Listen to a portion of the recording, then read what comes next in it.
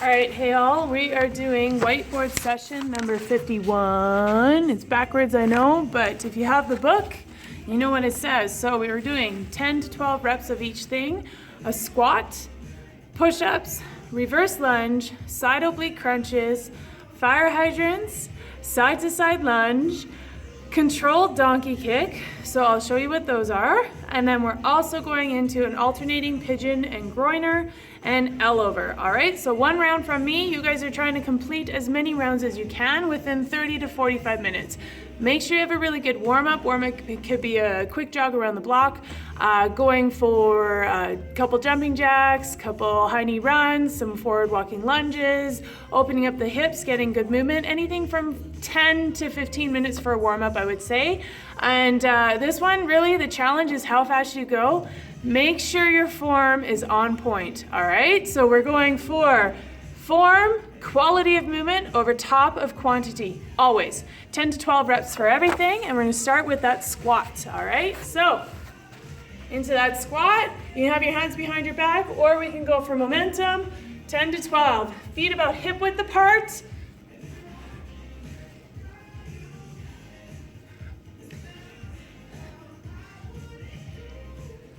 Nine, 10, 11, and 12. Into push-up, any style. Best one for your shoulders is making sure that your elbows are going back about a 45-degree angle. We don't have to worry about being in a perfect line from shoulder to shoulder or elbow to elbow.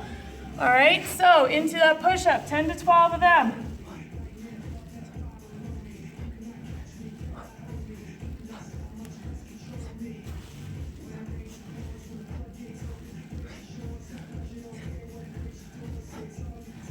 And 12. Into reverse lunge. You can always do push-ups from your knees if you need to, okay? Goal is to rock them from our toes. All right, reverse lunges. So, stepping backwards. 1, 2, 3, 4, 5, 6, 7. Chest up. 9, 10, 11, and 12. So we're always keeping our core strong so we're not folding forward as we're going for that lunge. We want to be tall, okay? Moving into side oblique crunch. Onto your side. Bring upper body off the ground. You can have the hand on the ground extended out in front of you, lifting up. Or we can go for full side crunch. 3, 4, 4. Oh, okay, count. 5, 6, 7. If you can't do the full motion and it's just a little guy, that's okay. We work towards this, okay? We're always working towards something. 10, 11, and 12. That's what goals are, you guys. Things that we work towards with incremental steps. Little movements, little things, bit by bit, they all add up. 3, 4, 5, 6, 7, 8, 9, 10, 11, and 12. Into fire hydrant. So this one is more so working on form and positioning. We're into quadruped position, so hands and knees. Now we're keeping our back nice and flat, okay? And we're only opening up through the leg as big as we can, engaging through the glute and the hip. Toes are driving into the ground. 1, 2. So we want to avoid this movement. We want to keep our belly button sucked into our spine. And watch shadows on the ground. If you see your shadows doing big movements, you need to control it. If we only go this big to start, we only go this big to start. Over time, our hips will get stronger and they'll handle more. 11 and 12. Onto the other side. 2, 3, 4, 5, 6, 7, 8, 9, 10, 11, and 12. All right, into side to side lunge, standing up. We're gonna find our center. This is our neutral point. And now we're gonna go as big as we can from one side to the other, bending into the leg that's going away from us. So big bend to the leg away from us, that's 1, 2. Chest is always up, core is always working for us. If this is too deep, you can go into half steps, okay?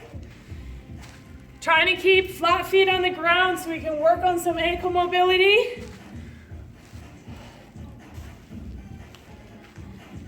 11 and 12.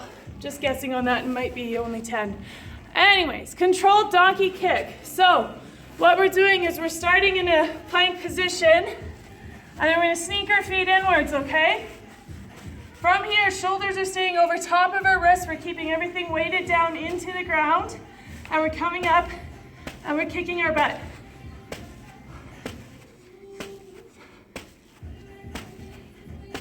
10, 11, and 12.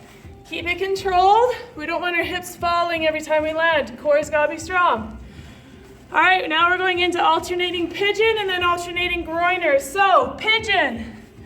Tall plank position, shoulders over top of wrists, opposite foot leading to the opposite hand, and switching through.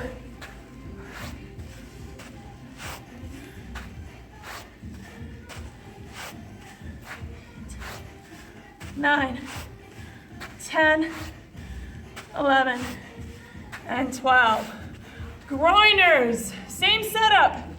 Now I'm taking my right foot to the outside of my right hand and back down.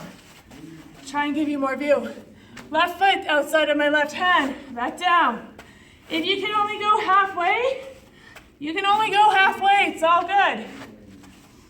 10, this is 10, 11, and 12. Back to tall plank to finish.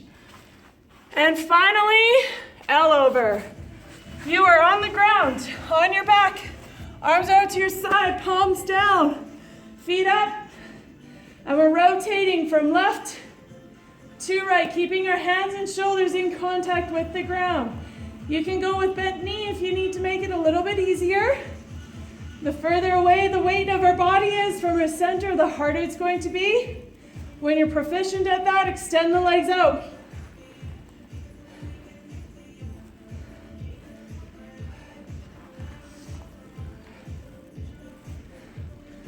10, 11, and 12. You're done. That's one round. If you're eager, you can go for a 2-minute burst of cardio, or you just take a breather, grab some water, go again. Take the rest you need. Beginners, I'd say about a minute and a half rest. People who are used to working out, just changing things up, you can go straight into the next round.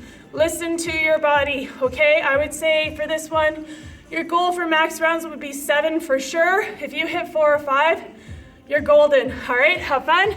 Next whiteboard session will be coming up soon. All right, bye.